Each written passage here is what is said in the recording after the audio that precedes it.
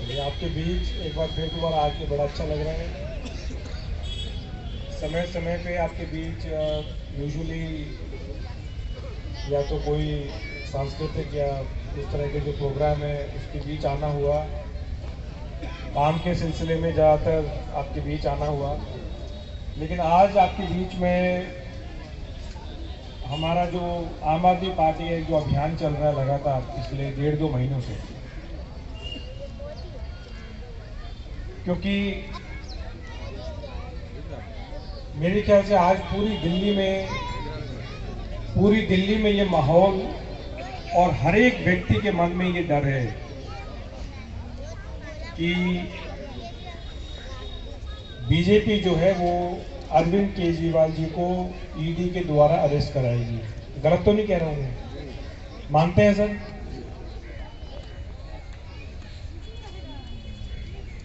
एक चुनी हुई सरकार,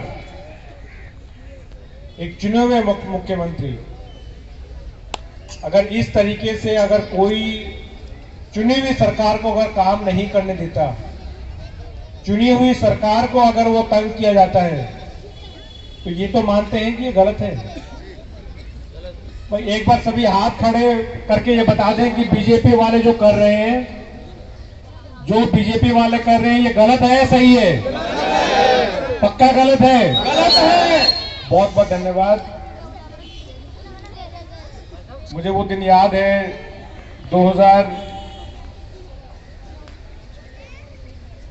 मैं उससे पहले जय विहार से मेरा बहुत एक गहरा संबंध रहा। मेरे ख्याल से जब ये भी नहीं सोचा था कि राजनीति में आएंगे एमएलए। बहन जी 2 मिनट रुक जाओ। कभी जब ये भी नहीं सोचा था कि कभी राजनीति में आएंगे, कभी एमएलए बनेंगे, कभी मंत्री बनेंगे। इस वाली रोड पे ऑफिस हुआ करता था, तो पता नहीं क्या मन में ख्याल आया, जब मैं महिलाओं को देखता था, पानी की लाइन नहीं थी, तो पानी भरने के लिए महिलाएं जो है, ये कौन सा रोड था, 25 फुटा था, 25 फुटा पे एक नल था, और वो सभी महिलाएं जो है ज्यादातर उस नल पे पानी भरने आया करती थी। घंटे घंटे महिलाएं खड़ी रहती थी। तो उस टाइम हमने पता नहीं क्या मन में आया कि नारा दिया कि जल ही जीवन है और पानी जरूर जय विहार में लेके आएंगे। और भगवान की वो महिमा देखिए कि आप लोगों ने जब चुनाव लड़ने का मौका मिला तो आप लोगों ने एमएलए बनाया, फिर मंत्री बनाया, और जय विहार जो है वो नजरगढ़ में सबसे बड़ी कॉलोनी है।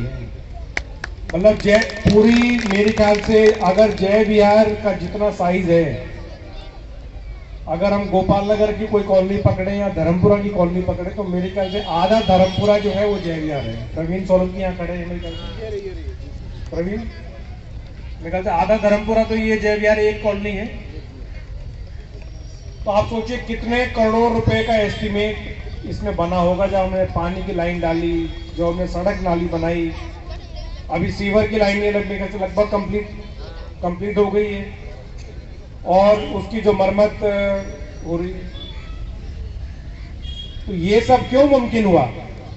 ये सब मुमकिन हुआ क्योंकि 2015 में आपने एक ईमानदार पार्टी को चुना, आपने अरविंद केजरीवाल को चुना, जिन्होंने सिर्फ ईमानदारी की राजनीति की, जिन्होंने कोई सिर्फ जब इलेक्शन आए, और पार्टियों ने आज तक क्या किया?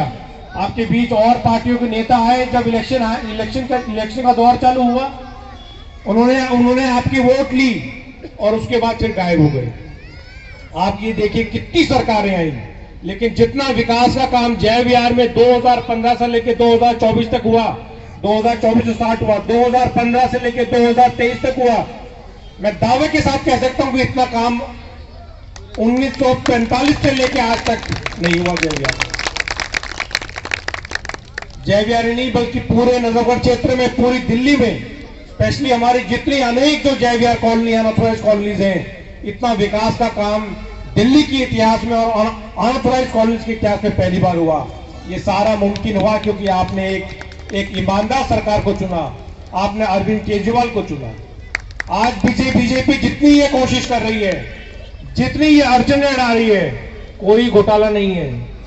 आप ये समझ लीजिए, कोई घोटाला नहीं है। बीजेपी की मंशा सिर्फ एक है कि कैसे अरविंद केजरीवाल को रोका जाए, और कोई मंशा नहीं है।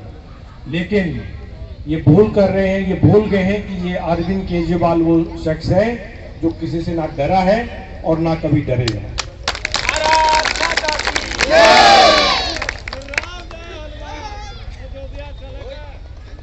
पिछले आप ही देखिए, पिछले लगभग 1.5-2 सालों से, पिछले 1.5-2 सालों से उन्होंने अनेक हमारे नेता, चाहे वो मनीष सिसोदिया जी हैं, सिंदर जैन जी हैं, जिन्होंने मोहल्ला क्लिनिक दिया,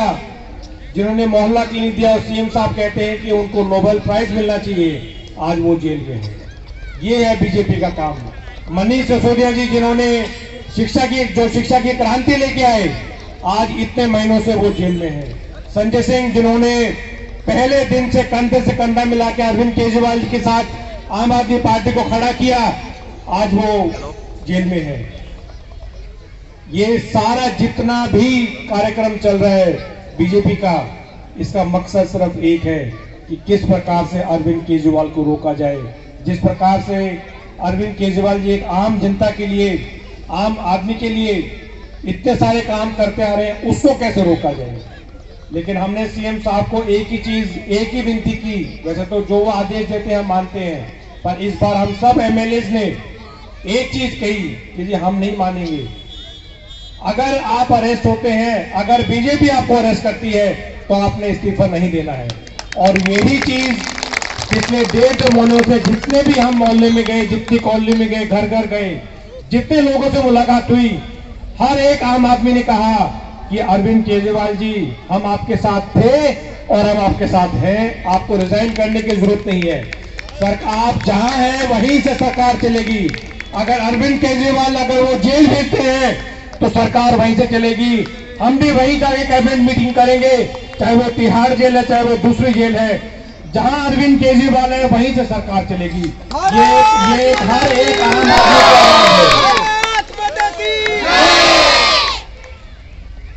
एक चीज से आप सहमत जरूर होंगे कि अरविंद केजरीवाल जी को रिजाइन नहीं करना चाहिए। कितने लोग सहमत हैं?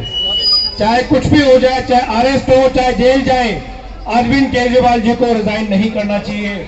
यही चीज हर एक दिल्ली वासी की आवाज है, और यही चीज मैं आपके बीच आया ताकि मैं खुद आपसे मिल सकूं और खुद आप ये सुन सकूं आपके मुंह से कि पूरी दिल्ली की जनता, पूरी नजर विधानसभा, पूरा जयविहार अरविंद केजरीवाल जी के साथ है।